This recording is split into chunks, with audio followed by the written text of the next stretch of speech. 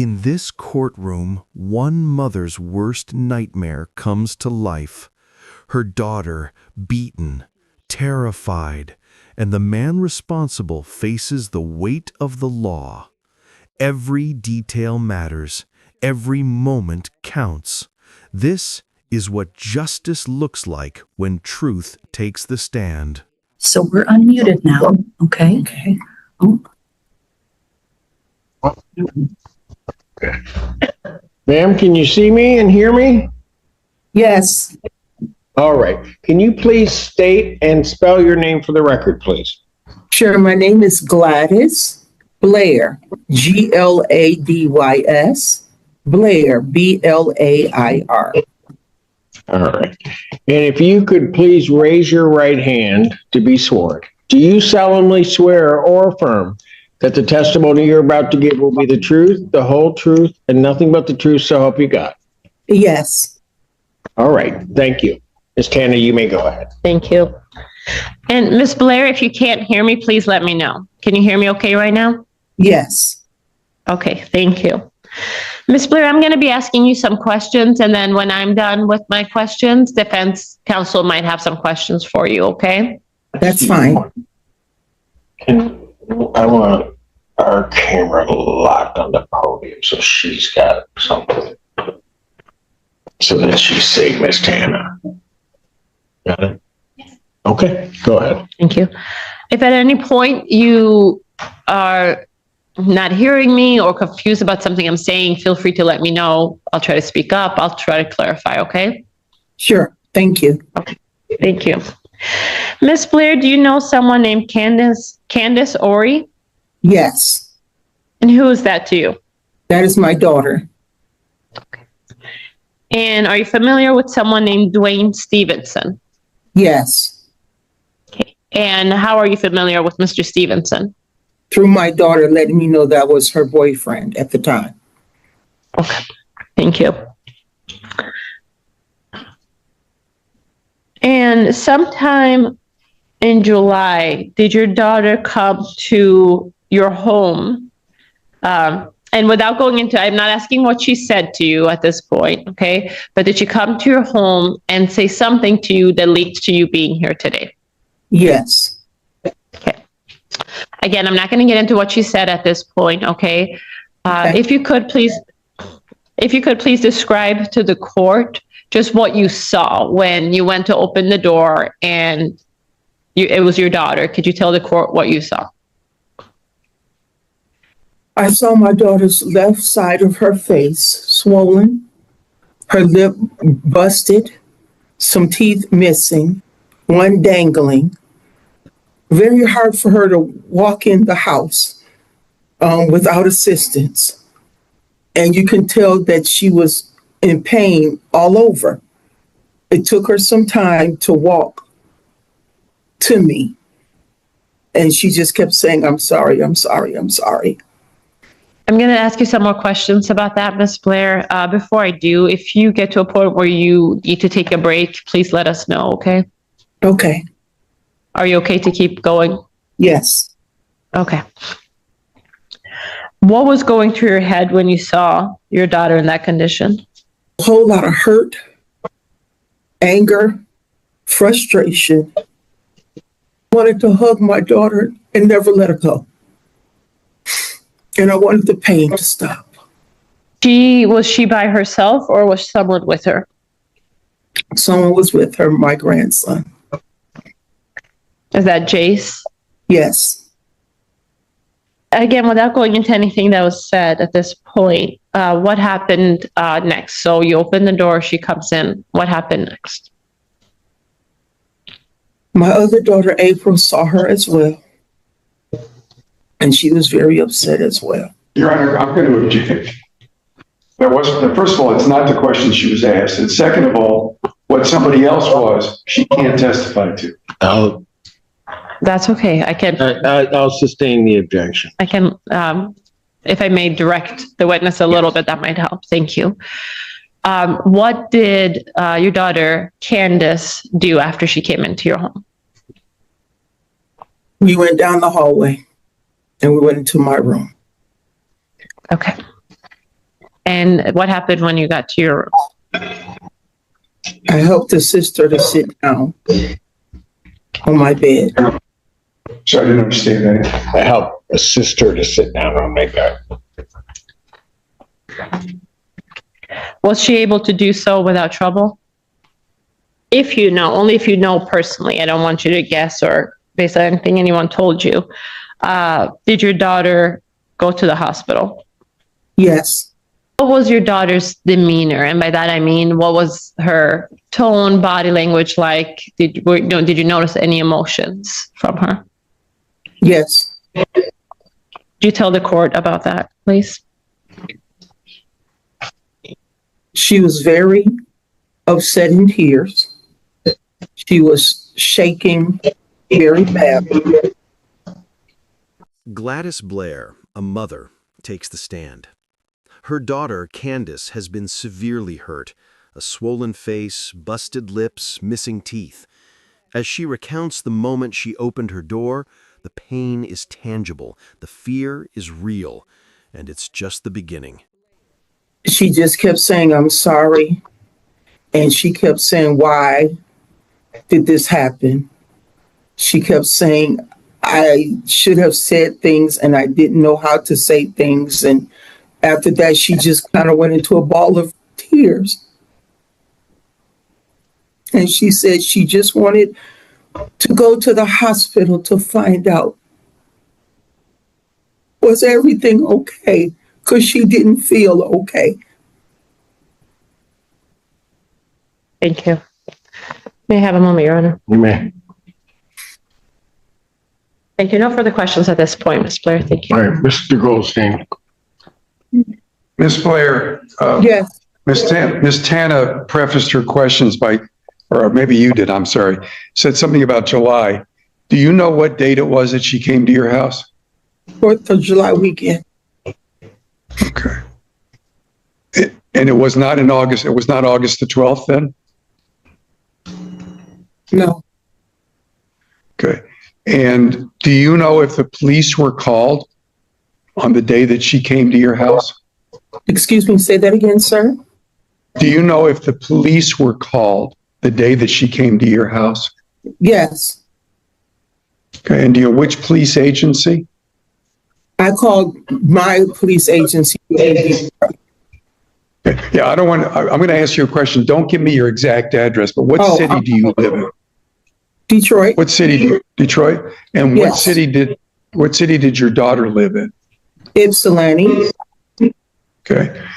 But you made the call, is that correct? Correct. And you called the Detroit police? I called the police, and that's who answered where I live. Detroit. Yes. Okay. Was any contact made either by you or in your presence with the Ypsilanti Police Department? Not at that time. Okay. And when you say she went to the hospital, do you know how she got there? EMS.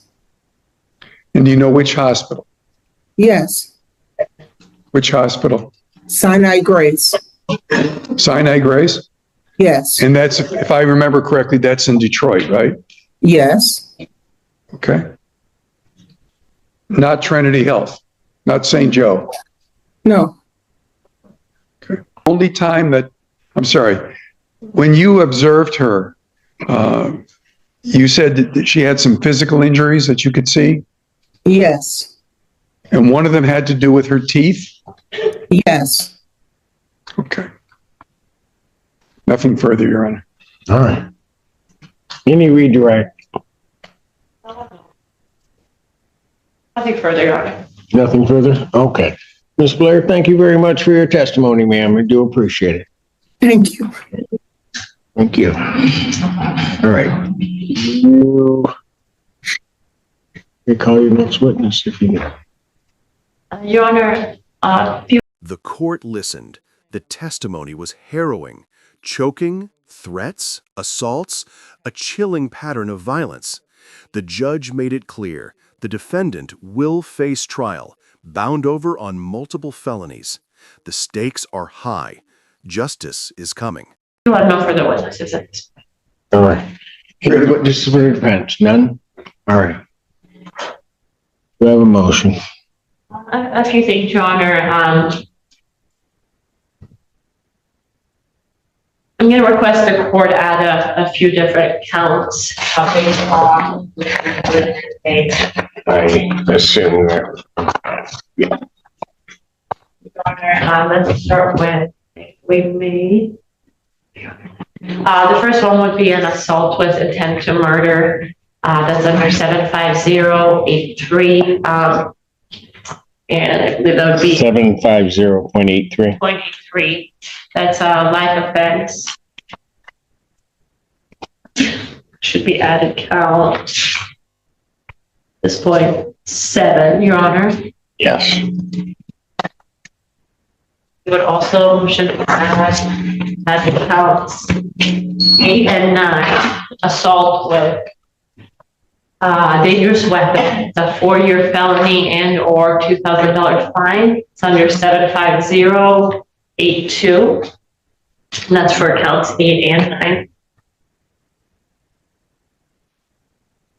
That's felonious assault. Felonious assault, correct, Your Honor? Yes. All right. We also motion to add, Your Honor, animal cruelty. That'd be added count 10. Under 750.5048, subsection 1, subsection B specifically. That's a 93-day misdemeanor and or $1,000 fine with up to 200 hours of community service. And Your Honor, I would motion to add an added count 11, malicious destruction of personal property. That's a 1-year misdemeanor and or $2,000 fine, or 3 times the amount. That was 750. Was 750-377-A1C1. Okay. I would motion to amend the complaint. Again, so I know we initially had motion to amend from June 1st to July 30th. I would motion to extend that to August 15th of 2025. Yeah, I thought that was already done. I thought you already did. Well, not till August 15th.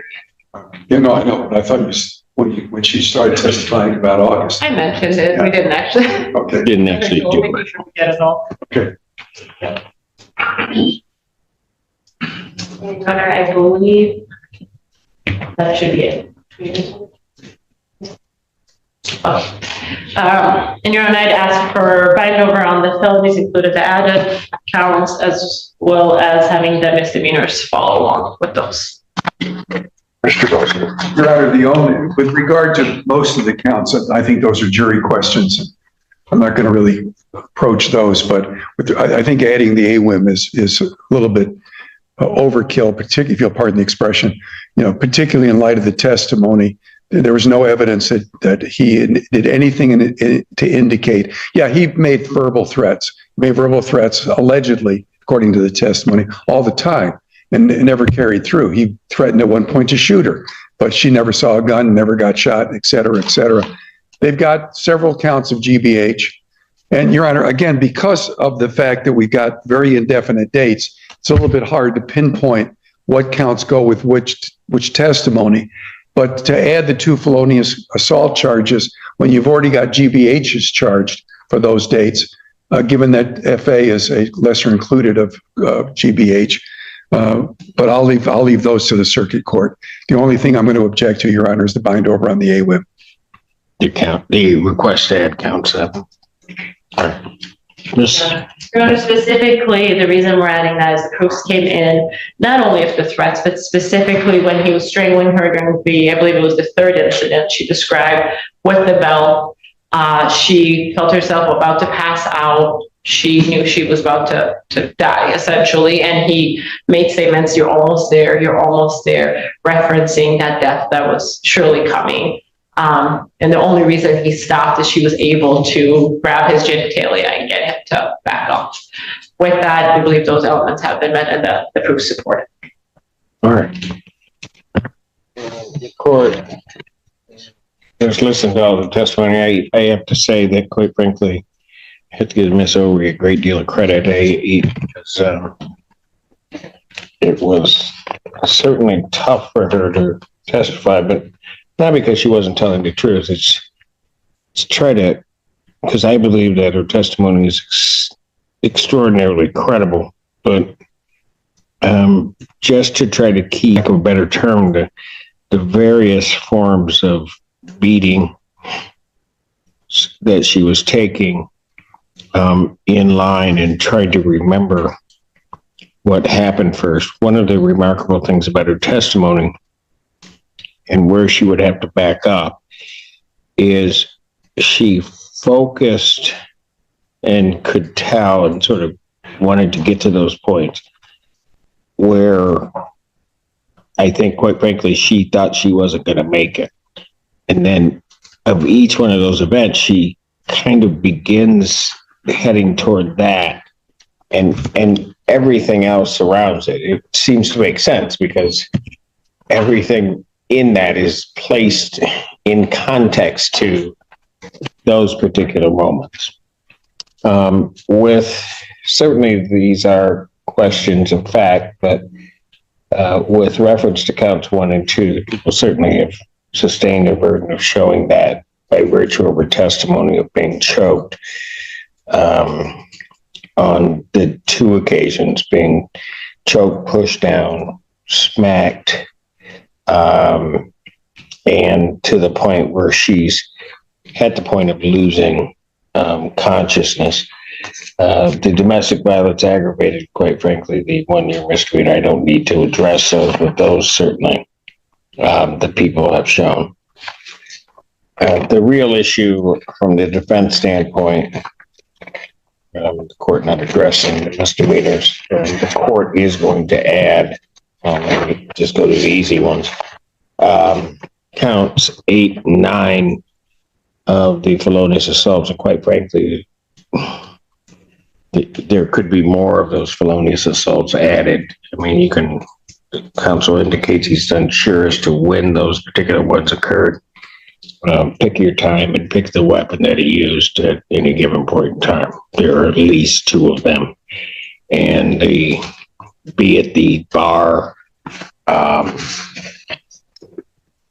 where he hit her, the belt, and other things also themselves could constitute the basis for felonious assault in the manner in which he used it. So I think that people have sustained their burden at minimum on just those 2 counts. With regard to count 7, the assault with intent to murder, I think in this case that is appropriate under these circumstances, in particular when one listens to exhibit, the